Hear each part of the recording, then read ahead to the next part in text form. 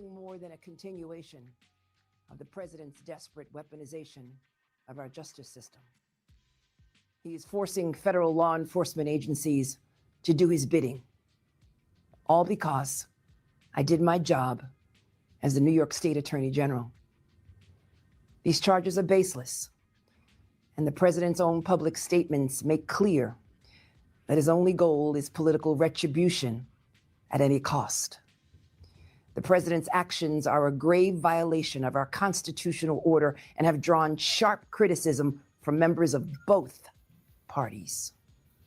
Good morning and welcome to another edition of Let It Be Known, and another day in which, as Letitia James said, the president is weaponizing the justice system. I am your host, Stacy Brown. All right, y'all. Peace and love and happy TGIF. I'm your co-host, Niele Anderson, and we have lots of headlines to get through, some heavy ones, but of course, we're going to give you some feel-good Friday ones as well. Yeah, absolutely. And we're going to start by bringing in one of the best Capitol Hill. I'm not going to say Capitol Hill. I'm going to say one of the best reporters out there, our own Black Virginia News publisher, Lauren Burke. Hey, Lauren. Hey, how are you guys doing? Great seeing you. Good morning. It's great seeing you. Lauren, let's start. Niele, not Virginia, but Letitia James. Well, it happened in Virginia. They got the indictment in Virginia. First, it was James Comey. Now it's Tish James. But here's the thing, too. So, Lauren, you can give us the story, because I know that the previous AG down in Virginia was replaced with a person who saw this indictment through, who has absolutely no experience when it comes to these type of cases. Yeah, and here comes the administration that wants to talk so much of a lack of qualification and DEI and all this other nonsense when it's somebody Black. And then when they appoint somebody like Pete Hegseth or some prosecutor who's never prosecuted a case, all that goes out the window, right? So they're so desperate and craven, Donald Trump is, for revenge, that they've made up another mortgage fraud scenario, which is the same thing that happened to Marilyn Mosby. All of a sudden, if you do something with your mortgage, now all of a sudden it's fraud. This is going to get kicked. It's going to get kicked just like the Comey case. I was outside federal court, actually, in Alexandria for the Comey situation.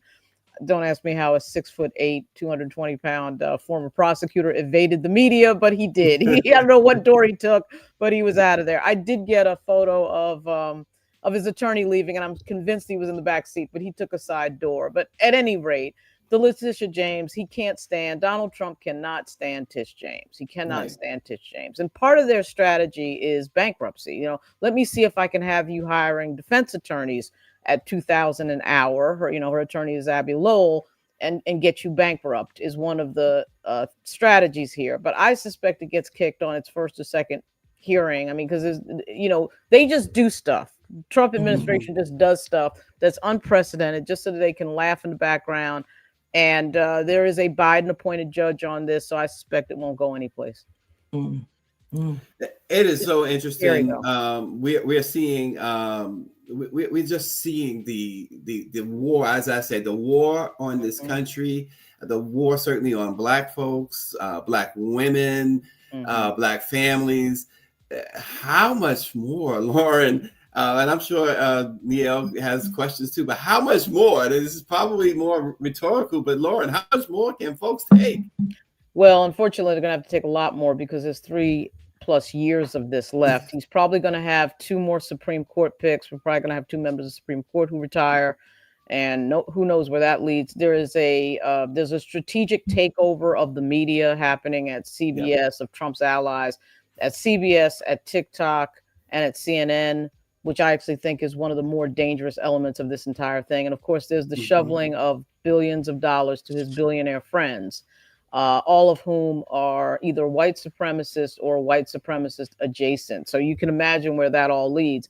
And frankly, the opposition, the Democratic Party, has got to get real. And I don't know that they've gotten real yet.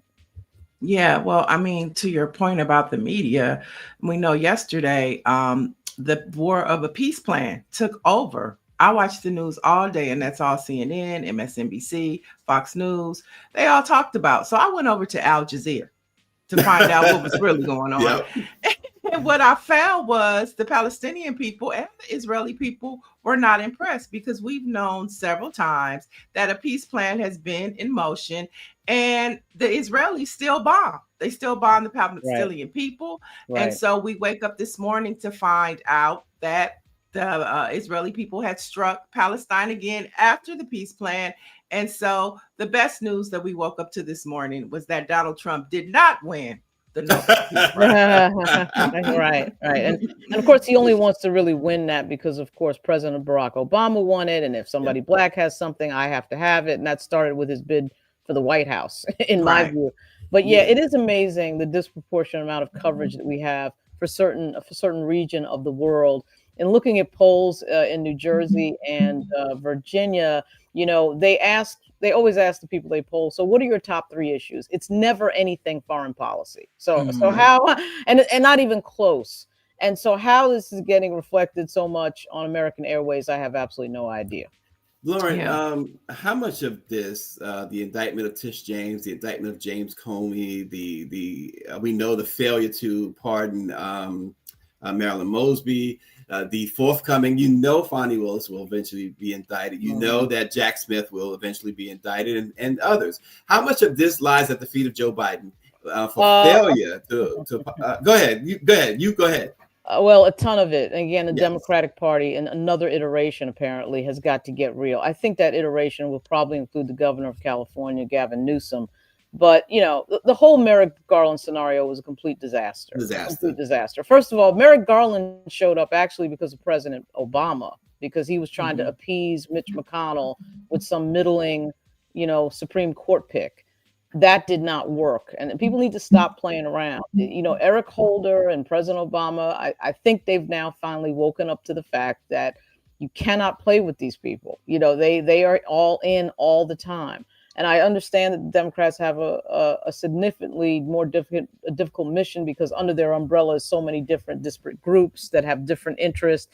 And effectively, the Republican Party has just become white male adjacent, and really, incredibly to say, white supremacist adjacent. I'm convinced that if Barry Goldwater and Ronald Reagan were alive today, they would faint. I mean, they would absolutely faint at what we're seeing. They lost George Will a long time ago, years ago, the Republicans did.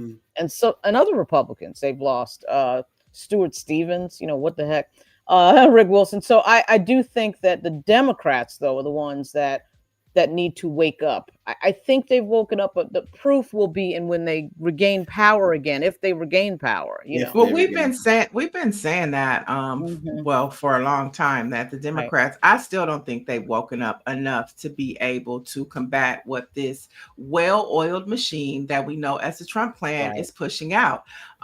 Where are the defense to? We're talking about Letitia James. We're talking about where's their statement? I know that the Congressional Black Caucus released a statement, but what about the Democratic Party? They are always slow to the draw in responding to what is happening. And the Trump plan is just throwing it out. And they're just sitting with their hands tied. Well, to your point, though, I'm sorry, Lauren, but to your point, Niele and Lauren, certainly want you to speak to this. Is down in Virginia. I and Greer were talking about the AG's race down there. That to me, and you can explain to folks what that's about and what has happened, but that to me signals, Niele, that the Democrats haven't fully woken up. Well, it's an open question. I'm about to do a podcast on Black Virginia News about this general question. What do the Democrats believe in? What does the Democratic Party believe in? What are the core beliefs of the Democratic Party? You know, whether we agree or disagree with the Republican Party, we know what their core beliefs are. I mean, we know, and they're not trying to hide what their core beliefs are. But on any given topic, with the exception of public funding for public education and healthcare, which I do think the Democratic Party effectively message and effectively protects from their strategic vantage point, you don't know how the Democratic Party will land. And that is sort of being borne out in the race for governor and the statewide races in Virginia, where we have a controversy around the attorney general candidate, who is the 36-year-old scion of 2 black judges and a historic grandfather in Virginia, Jay Jones. He is really an example of black aristocracy in Virginia, to be honest. And so he was a member of the House of Delegates. He's running for attorney general. And so late last week, it was revealed that he had written some text messages to a friend of his that are controversial, that go to violence. Ironically enough, his opponent, the sitting Attorney General of Virginia, Jason Miyares, had been calling him Soft J. Jones for the entire campaign. Well, if you saw the text messages, you wouldn't think he was soft at all. At any rate, the Democrats have a decision to make. Do you throw your Democratic nominee under the bus, which is what they're doing? I shouldn't say they. The top of ticket, Abigail Spanberger, is doing. But other Democratic constituencies in Virginia are not doing. They are reaffirming their support for Jay Jones, but there was not a full-throated endorsement by the top of ticket, which is important, Abigail Spanberger, who should be winning by about 10 points over the sitting lieutenant governor, Winsome Earl-Sears, who is a Republican nominee. So blah, blah, blah. What that all means is the Democrats have to figure out that what's going on in the background, which can be very easily defined as fascism and totalitarianism, is more important to fight than your own AG candidate in Virginia. I mean, they've got to somehow figure that out. And it goes to the question of what exactly do you believe in? What do you believe in strongly? And Abigail Spanberger is running a campaign where she doesn't want to piss off, quote, white moderate voters who may vote for her and may have voted for Donald Trump, and therefore is being very cagey about whether or not she will support the nominee for AG on her ticket, who happens to be an African American. Yeah. Too many. It's just too. It's just too much right now. It sounds like New York. It sounds like New York and Mendami. You know, different scenario, different people, the same scenario. You know, Democrats don't want to get behind Mendami because they call him a quote unquote socialist. But maybe this country is evolving, and you have to listen to what the people are saying. And the people in New York are saying, "Let's go, let's get it, Mendami." And you have this party that will not, Hakeem Jeffries, people are looking to him, especially Black people are looking to him to do something or say something. Well, this is a core belief question. And one of the problems that is corrupting in our politics, both to the right and the left, is money. And so to the point of Hakeem Jeffries, so much of his influence is coming from AIPAC. Right. And as somebody who has a family house that's in Brooklyn, where he grew up in Crown Heights, it's in Yvette Clarke's district, the house, but still I know the territory really well. I don't know why Jeffries doesn't just articulate that, look, I do have a substantial Orthodox Jewish community in my district, and I do have to represent them as well. And what's going on here, of course, is the arm of AIPAC is affecting his thinking on a lot of issues. And now we're starting to see that turn a little bit. I mean, Garland Gilchrist, who is running for governor in Wisconsin, he got out and said, I'm not taking any AIPAC money. Cori Bush is running again, saying the same thing. Of course, AIPAC was what got her out of office in the first place. But the point is, what are the core belief systems of the party is an open question on many issues, not just the issues of what Israel does and whether or not you question who an entity you call an ally that is making some decisions that are quite questionable. Then on the Mondami thing, and I've said this to Jeffries, how is it that you're not endorsing somebody who's talking about affordability when you're talking about affordability every day? You're talking about affordability every single day. That's what Mondami's talking about, and it's taking you forever to support that. The reason it's taking him forever is corporate influence, campaign money from AIPAC, pressure from a certain lobby. I mean, that's what it is. But if you believe in something, you believe in it across the board, it shouldn't be difficult. But the Democrats get wrapped around the axle on all sorts of things, and it's very hard to figure out what exactly the core beliefs are in that party right now. And speaking of Hakeem Jeffries, a video went viral last couple of days of a press conference with several other Democrats. You reported on it. It was with Congressman Michael Lawler. What exactly happened? And he actually told him shut your mouth. What happened? Yeah, so Michael Lawler decided to confront Leader Jeffries outside of a press conference that happened at 2:00. Usually what happens with that is he just walks back to his office.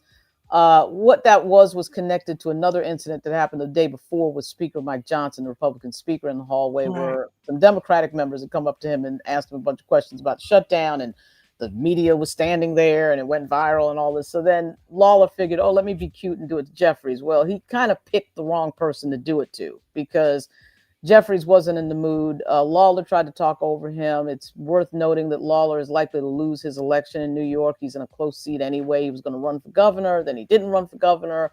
which in New York is hard for a Republican to run for governor unless you're a moderate. And anyway, he confronts Jeffries, and Jeffries got some pretty good lines in there. Are you making a video for your next failing campaign? And, you're talking over me. You need to keep your mouth shut. There was a video that was put out by Raw 2 Real that was excellent on this. He's extremely, extremely amusing. And that is the type of thing that the Democrats have been asking for from their leadership for a long time, for a fight. And so Schumer put out a video the day before. And for a guy in his 70s, it was pretty good. It was well edited. It was well put together. And so those tandem things that happen represented to a lot of folks on the left that want to see more fight in their leadership. Oh, here they're showing up. So Jeffries, that was an unbelievable video. It usually does not happen. He usually walks out and talks to the media on his way out and then goes, into the back. And so for Lawler to pull that, Lawler's another New York representative. So Jeffries knows him, but Lawler's a bit of a character. So that he kind of got played. He kind of played himself there.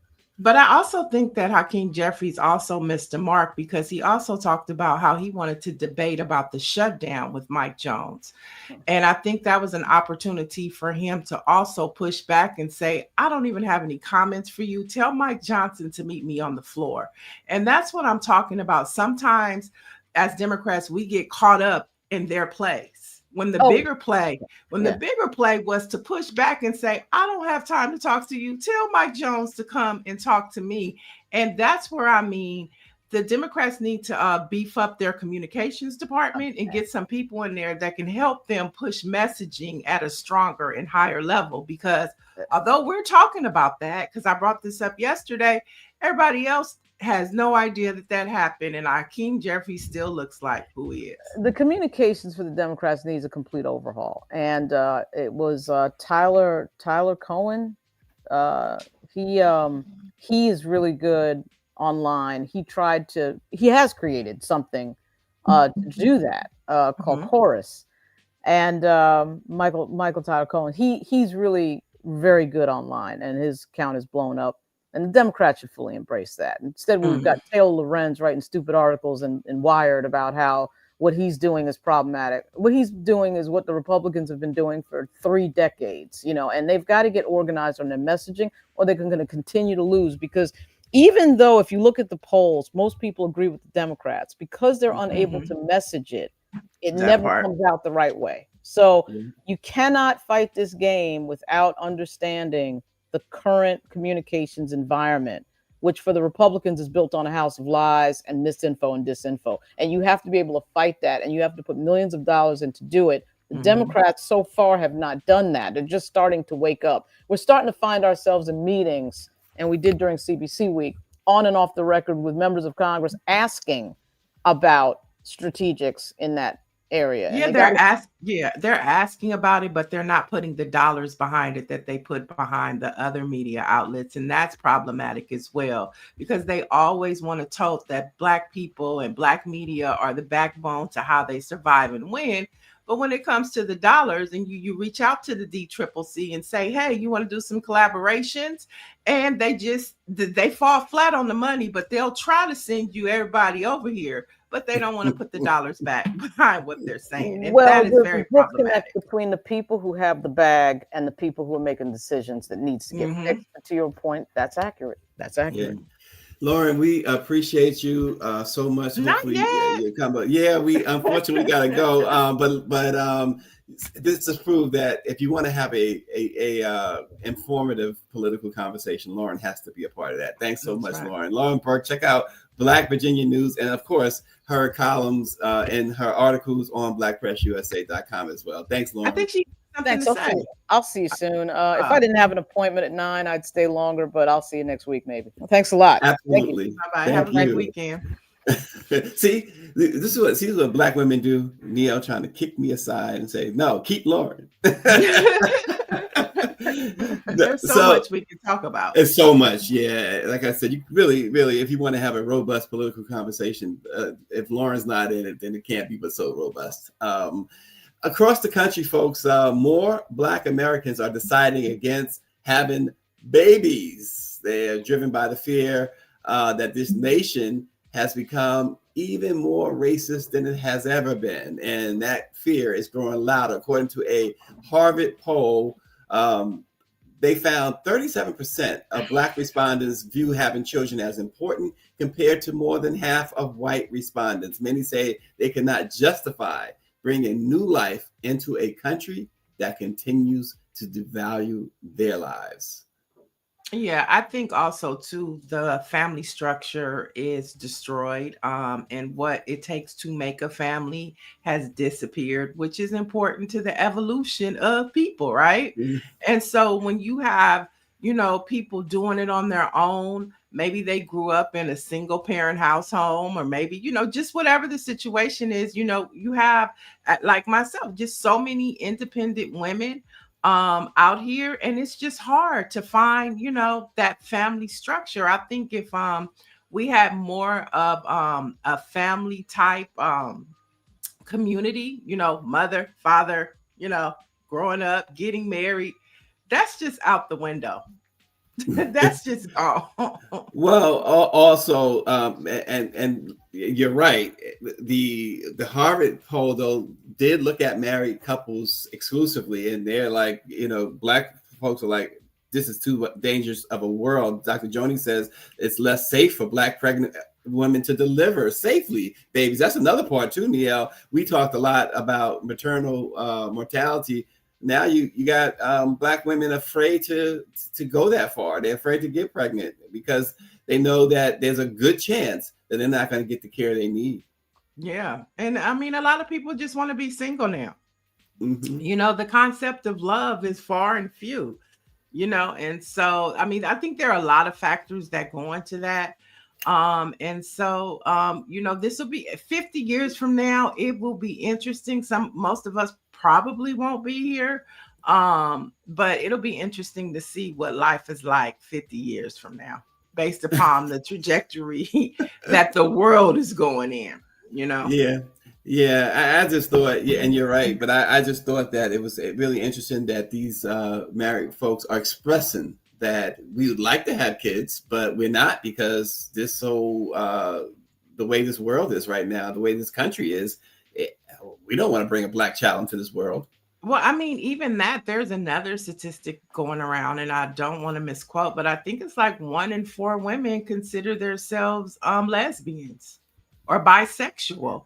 And so, you have this whole difference of what sexuality is and how people identify, and so that is also pushing that narrative too, whether we want to talk about it, Black men down low, bisexual, gay, just the way things used to be are not that anymore. And you have a huge huge queer community. And that's part of the factor too.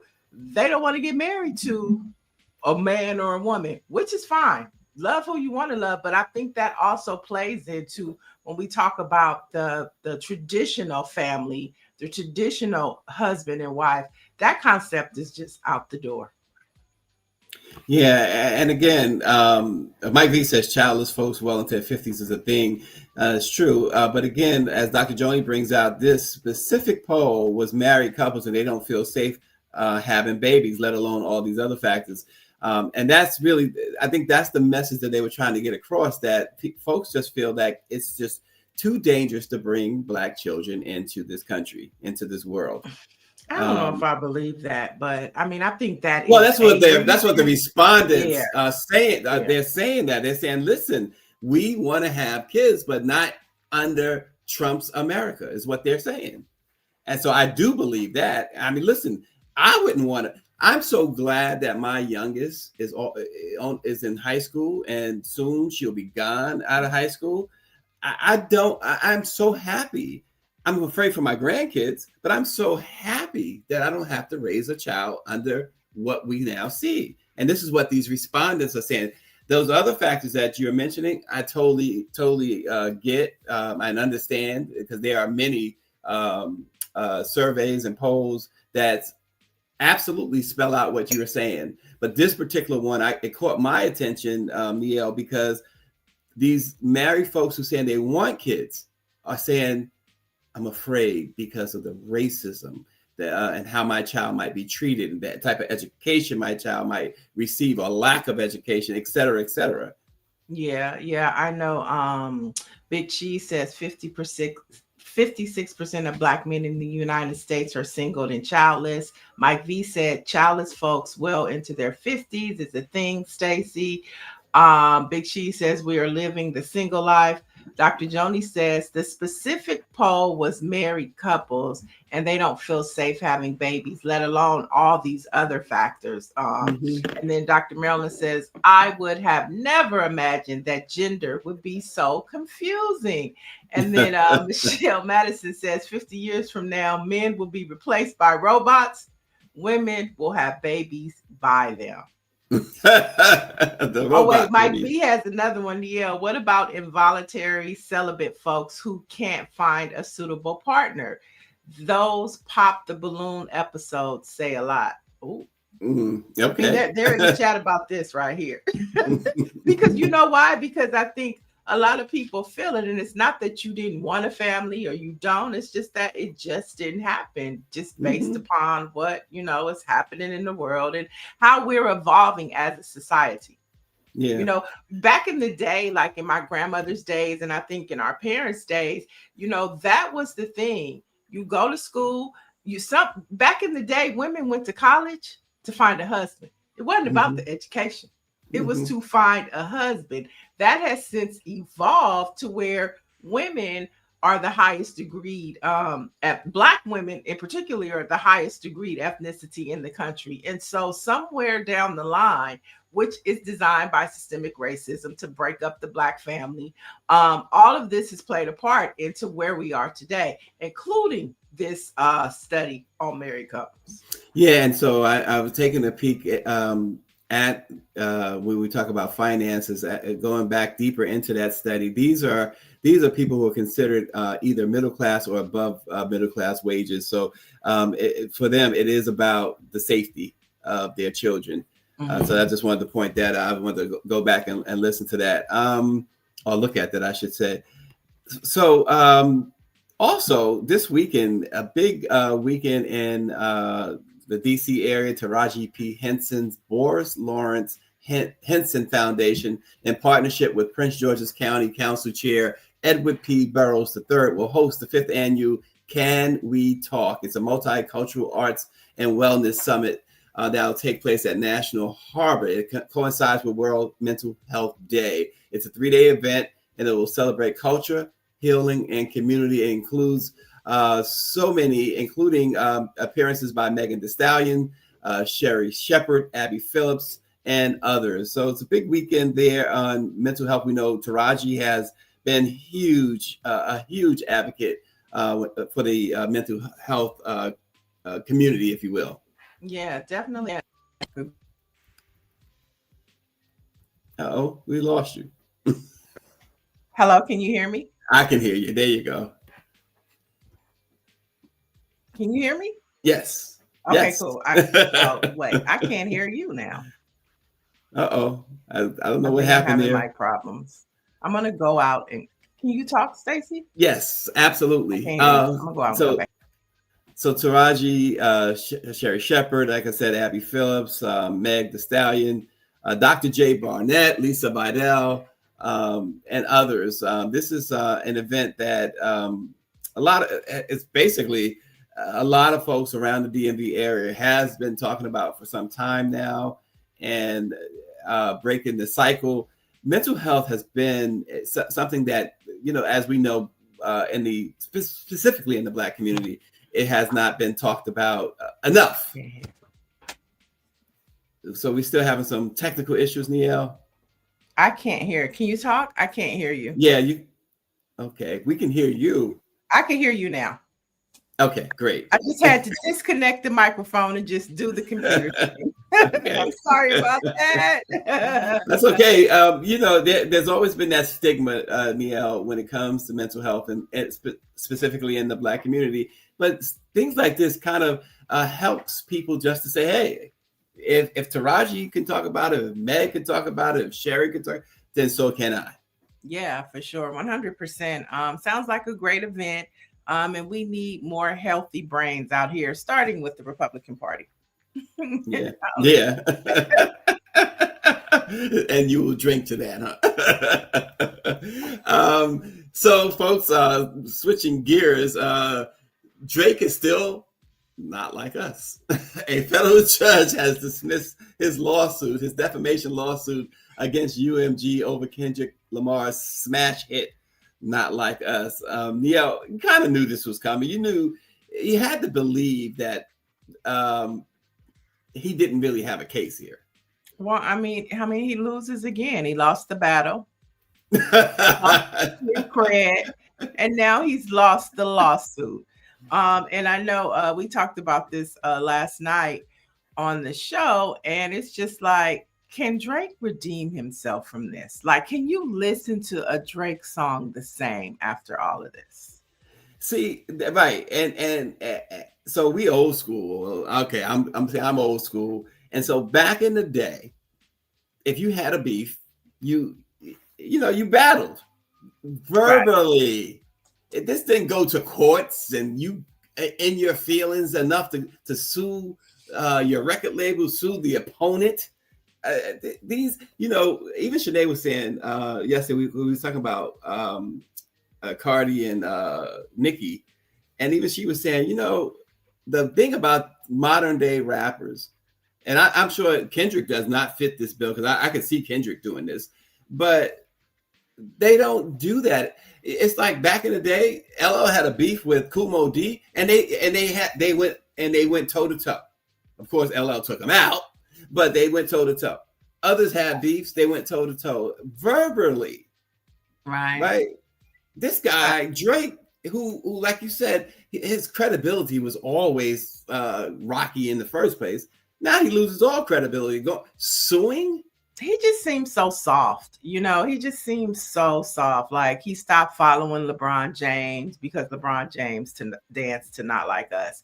I mean, it's just that, get you some thick skin. Hip hop is not for the faint. It shouldn't be. Take a play from Cardi B. She told Nicki, "Where are you? Forget all this. Forget all these Twitter hands. Where you at? I'm pulling up. You want to talk to me? I want to talk to you." I mean, that's what we want in hip hop. Now, we don't want any altercations, but respond with your pen, respond with your producer, and get in the booth. If you feel like you took an L, then come back and give another one. I mean, or just squash it like Jay-Z and Nas. Now, Nas is competing for casinos in New York. You know what I'm saying? Yeah, the game is right, much higher, right? Exactly. Elevate your game. Don't be a wussy in hip hop. He took the wussy award. I mean, come on. You talk about when he filed these lawsuits, because he filed a couple of them. I was even thinking, you got to be kidding me. I wondered what the old heads was thinking about that. The whole idea. Oh man, you diss me. What? Get out the game. Right. Exactly. It's a wrap. He's not like us. No, he's not. He's not. But moving on to a couple more headlines. One in particular that we should continue to monitor is the Dominion voting machines. And that's the voting machine company that Trump and his allies baselessly attacked after the 2020 election has been sold to a Missouri-based company run by none other than a former Republican election officer. Now, several news sources are reporting that this is the same company that sued Fox for $800 million to avert a trial that the network promoted conspiracy lies about the 2020 election. Now, Dominion is one of the biggest election equipment providers and was used by 27 states during the 2024 election. So we can see Donald Trump is still stacking his cards, right? We know that he's doing the redistricting, right? Yeah. We know that he kind of runs the election committee run by the federal government. And now he has the ballot boxes that we use to vote in his pocket as well. I don't think he's going anywhere, Stacy. That's the thing. He didn't plan. He never planned to go anywhere. Kamala Harris told you he wasn't going to go anywhere. But also you don't do a $250 million addition to the palace, the White House, if you plan on leaving. No. You just don't, unless I'll say this much, unless you plan on passing it down to your kids. And I think this goes back to the Democratic Party. This is a huge talking point for them to raise the alarm. Something is not right. He's doing the redistricting. He's taking over Democratic-led cities, which is in an effort to really enact martial law. 100%. And now he stole the ballot boxes. He is stacking the deck. And we were just talking about, where are the Democrats? This is a talking point for them. Donald Trump stacks the deck to not leave office. Are you prepared for Donald Trump to stay in office eternally? Where are your talking points? Yeah. Show what's happening in this nation. 27 states.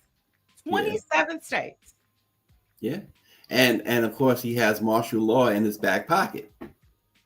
And he has more states doing redistricting. He is stacking the deck, y'all.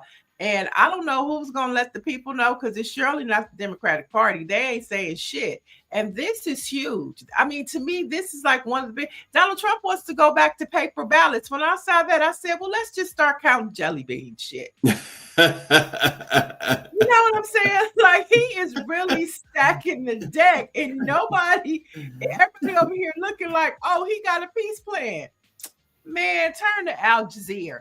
And I want to say that to all of our listeners. If you ever are in doubt what mainstream media is saying, go to Al Jazeera. Go to these other country news outlets and see what they are saying. Because 9 chances out of 10, you're going to look at what's happening in the U.S., you're going to look at what they're saying, and then you're going to find the truth. And you're right. Well, I've noticed, which fascinates me to no end, that other countries' news outlets are calling out the racism of Donald Trump and his people.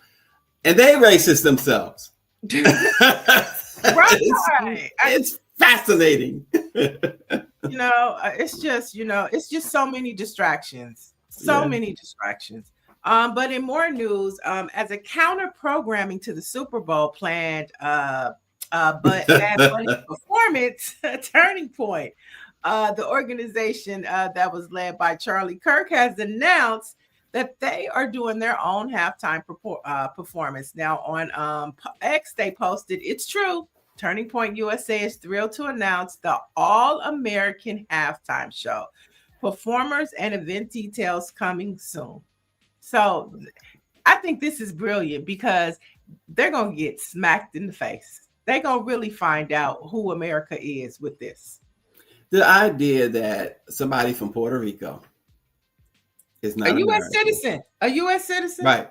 It's the idea, but they're telling you that essentially he's not. They're telling you that he's not a U.S. They're telling you that somebody who speaks Spanish, right, shouldn't be in this country.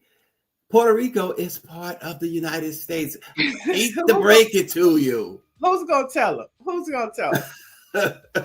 It's like, maybe they need to tell them in Spanish, because they don't understand English. They're mad at this young man simply because he said he was not doing concerts in the U.S. because he didn't want his fans, a heavily Hispanic Latino audience, to be subject to ICE. And he wasn't talking about illegal people.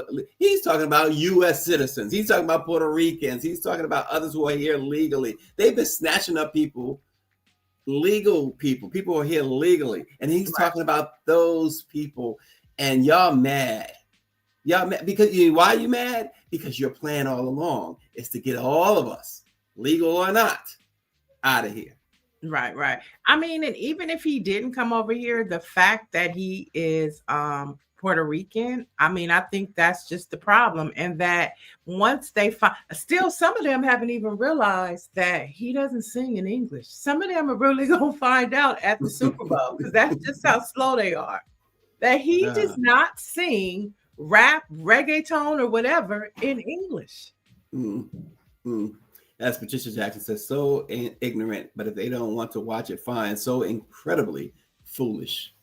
I know. I don't know what he's gonna be saying, but I know I'm gonna be saucing and doing everything else. I'm gonna give him the ratings, and I can't wait for Turning Point to find out who America really is, because that is going to flop bad. Well, but will you know it for sure? Because yeah, we'll know. Well, wait. Because he has all the mainstream media in his pocket, and you know, I was in the other day. And Greer's talked about this. I think you talked about this. You go into these barbershops and doctor's office, and they got Fox News on. The guy who's cuts my hair, he says he was pissed off because the guy who owns the shop for some reason puts on Fox News, and you're getting this information, all of this misinformation, and that's why you have these idiots even on that put in our chat some stupid stuff. Because they look at that stuff and that's what they take in, and they are galvanized by it. At least they feel like they're being told the truth for some odd reason. And so what I'm saying is Trump has control of mainstream media, and that mainstream media will lie and tell you, oh, Turning Point's halftime show was great and it did this and it had that's what I'm saying. But most people don't even watch linear TV anymore. And there's a new Pew poll out that says I think it's 1 in 4 people get their news from their cell phones. Mm-hmm. I mean, that's how we know what's happening to the Palestinian people. That's how we know what's really happening at Trump's rallies when the crowds are small. That's how we know what's really happening in the White House, because people are turning on their phones and giving us the news. You have people like, look at Don Lemon. Don Lemon has literally had to reinvent his journalism career. Mm-hmm. And he has had to come off the anchor desk and really get in with the people, and it is working for him.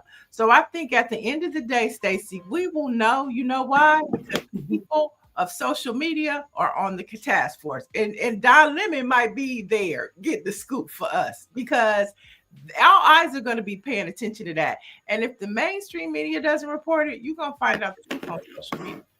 Well, there you have it. and Orangey, yes. So what happens is by the time I get there and he's complaining, he turns it off. You can't hear it anyway. They got the music blasted. But you're right. If that was the case, I couldn't sit there and listen to Fox News. But go ahead. Right. Yeah. I wonder who they're going to get. You know, I saw these different cards of who they're going to get. I'm not going to say any names, but it'll be interesting to see who they're able to pull to perform. In more news, Angel Reese is checking off a box on her wish list. Now, the basketball star and Victoria's Secret announced she is a Victoria's Secret angel. Now, she posted on IG, "I'm finally getting my wings. I'll be walking the Victoria's Secret 2025 runway show for the first time. It feels like destiny." And this kicks off her partnership with Victoria's Secret. And I saw, is this true? That she's the first athlete to walk the runway? It's true. She's the first athlete. I find that hard to believe, but I mean, congratulations to Angel. But I just thought that was hard to believe that she's the first athlete to walk the I don't. Yeah, that's not hard to believe. I mean, besides before basketball blew up, who else would it be? A track star or a soccer star? Yeah, I mean, I guess. Look, tennis. I mean, come on.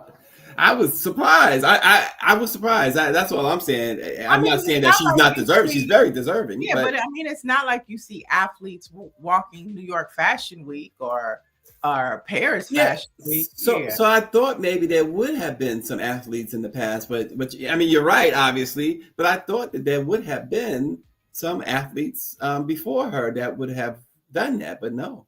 Wow. No, no. She's the first.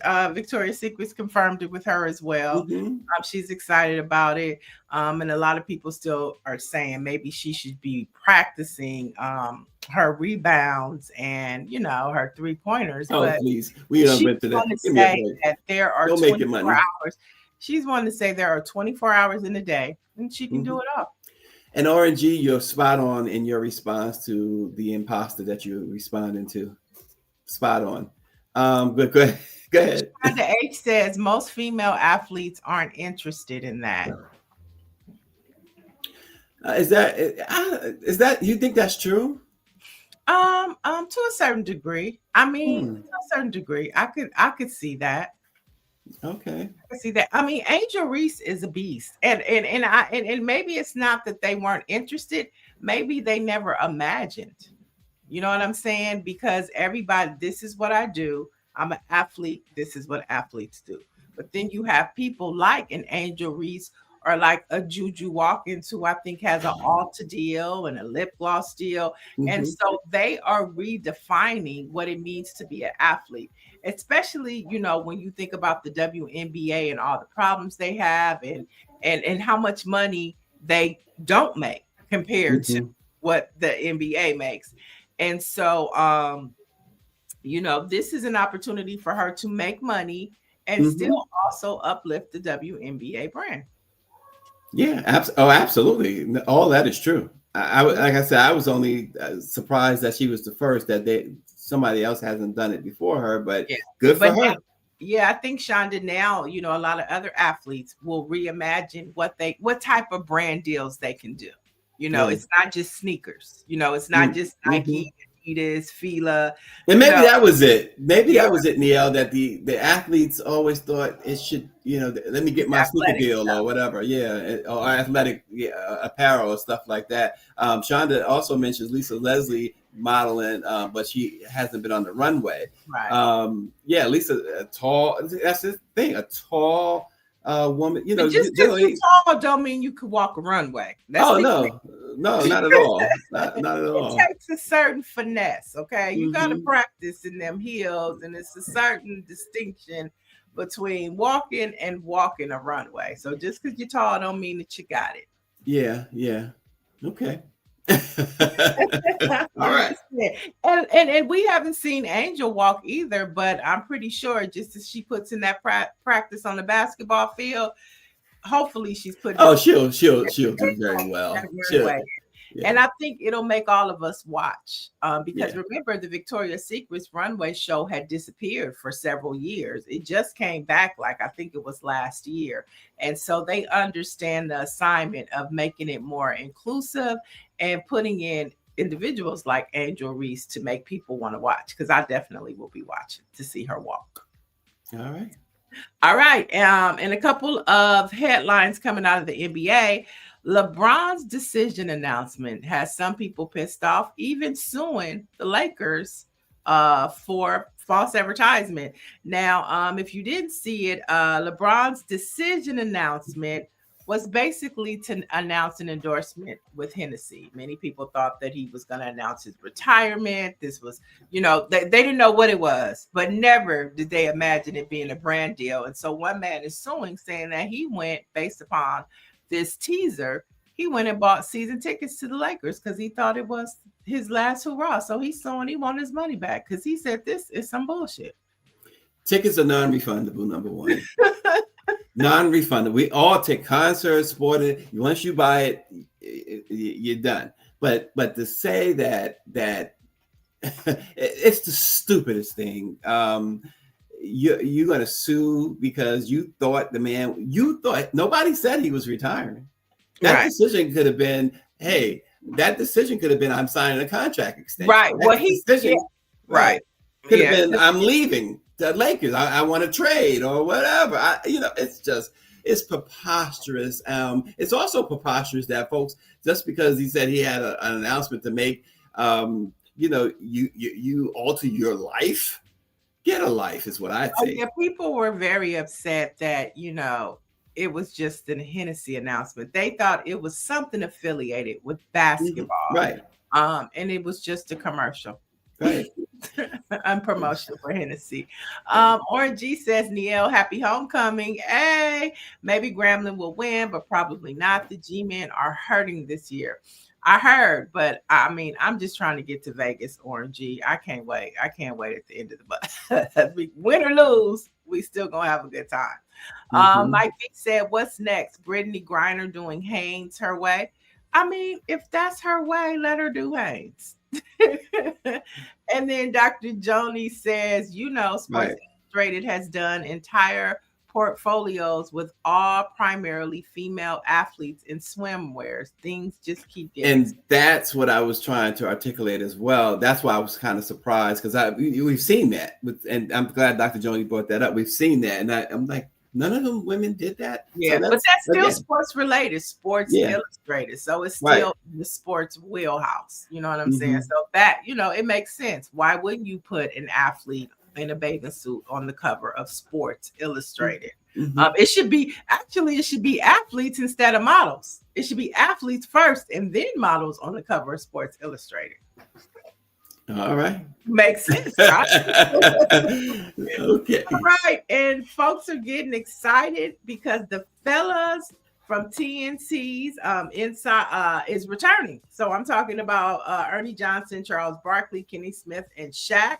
They will make their debut as Inside the NBA on ESPN on October 22nd and 23rd, and the crew will be featured on pregame shows both nights of the kickoff, as well as a post-game show following the double headers. And so I know a lot of people were concerned about where would the fellas be going, but they are gearing up to head on over to ESPN. So you're still going to get your laughs, your jokes, and some great basketball commentary. And none of it means a hill of beans. I mean, I don't know why people get so you're not watching your team or the game because of Charles and Shaq and Kenny and Ernie. You're just not. But some If people you are, like that, but it's the commentary that they bring and the culture conversations that they provoke in their show that people love. And so they're happy that they're still going to continue that, and they still get that as they watch their games from home. I think that's what it is, the culture conversations that they have. Folks just need a life. I'm telling you, it's hard to get a life, isn't it? It's just hard. Why do you say that? It's like, if that's driving you watching it, then hey, more power to you. I go to the game. Like what drives people to watch the news? Their favorite voices. You know what I'm saying? There's nothing newsworthy there. It's like, from them, they're giving you their commentary, but not just their commentary. What I find with many of these folks, they give you their opinions on something, and it's not necessarily factual, right? I mean, they are retired. They're retired. They've been and all of them. It's been so long since they put on a pair of sneakers and got on the floor. They're out of touch. I think they're out of touch. Charles Barkley is, Shaq. All of them to me is out of touch. Bring me Draymond Green and people who are playing if you want me to care about what these guys are saying. Well, I could care less. Well, enough people do, because I know. Enough to do. They're back, and people are looking forward to that. And so, they'll be on October 22nd and 23rd. Yeah. They get great ratings, obviously, and I know I'm in the minority. I accept that, but that's just me. I'd rather sit at Madison Square Garden, talk to the other fans there, talk to other people, because you got some very knowledgeable fans. Well, Stacy, it's not for the people who attend the games; it's for the people who are watching from their home. Just saying, shucks. It's a whole different thing if you go into the game. It was so funny. Last night we had Matt Barnes and Michael Watson from the MLB on the show, and one of the hosts asked, when you watch the game, when you watch the Super Bowl, what's on your snack list? And he started talking about like chicken nuggets and started naming all this extravagant food. And she was like, no, I'm talking about what you eat at home. You flexing.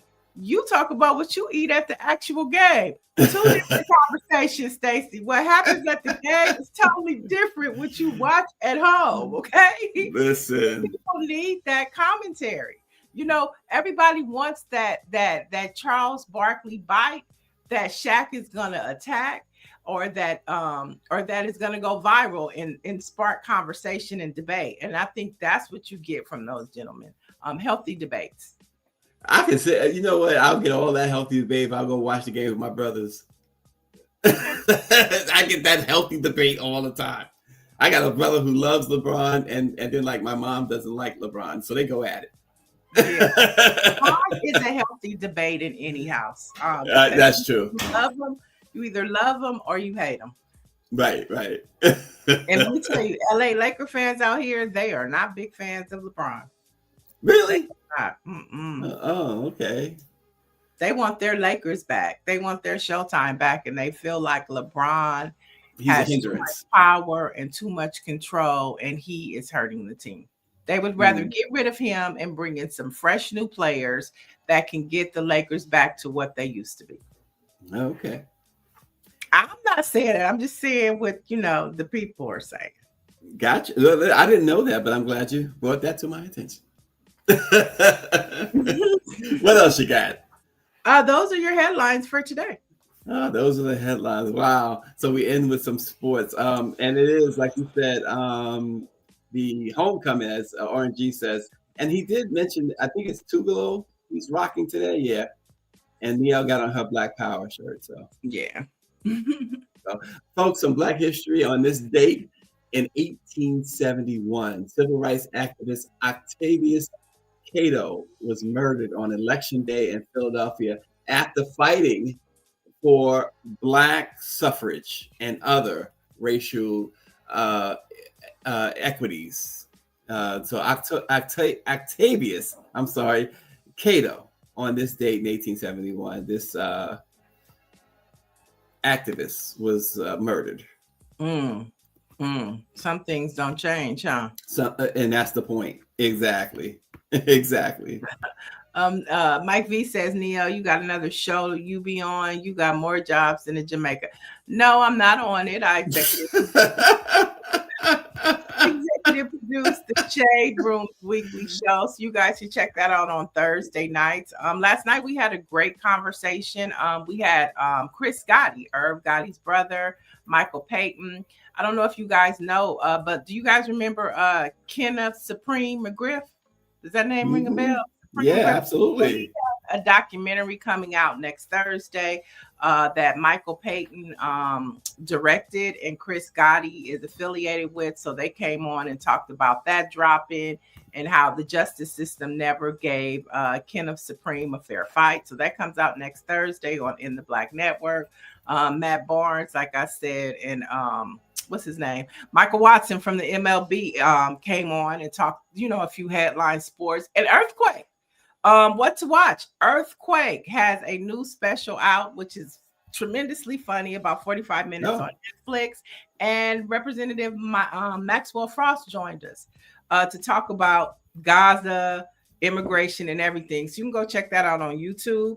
But yes, right now you have to have 1 million jobs, Mike V, because bills gotta get paid. But today, for my Black History fact, it applies to Black people because mental health is very important. We touched on it a little bit earlier, but today, October 10th, is National Mental Health Day. Now, the global theme for 2025 is mental health in humanitarian emergencies, which focuses on providing access to mental health services during crises such as natural disasters or conflicts. Now, this day aims to raise awareness, reduce stigma, and promote mental health well-being worldwide. And I think we need that so much right now. So get your mental health on today. Be free, set your mind free. Don't watch the news. Just have a good Friday. Yeah, absolutely. And our Black-owned newspaper of the day is the New Orleans Tribune, founded in 1985 by Dr. Dwight McKenna and Mrs. Beverly Stanton McKenna. It was named in honor of the historic New Orleans Tribune, which was founded back in 1864 by Dr. Charles Rudinez. And it is in the spirit of Dr. Rudinez that the Tribune proudly serves the community today and remains one of the most respected African-American community news magazines in the nation. So check out the New Orleans Tribune. I know RNG checks them out. Yeah, and to Orangey's point, there's a lot of homecomings going on this weekend at HBCUs and PWI. So let's keep them in prayer because we know it's some crazy people out there right now. He said that's his newspaper. They are not afraid to tell the truth. That's it. There you go. There you do. Speak truth to power. But for the latest in Black news from all of the Black newspapers across the country, if you really want to know what's happening, you can go to Al Jazeera. But most importantly, if you want to know what's happening with Black people, this is the place to be. BlackPressUSA.com. Everybody have a safe and sound weekend, and whatever you do it safely, as I said. And we will see you back here on Monday. Okay.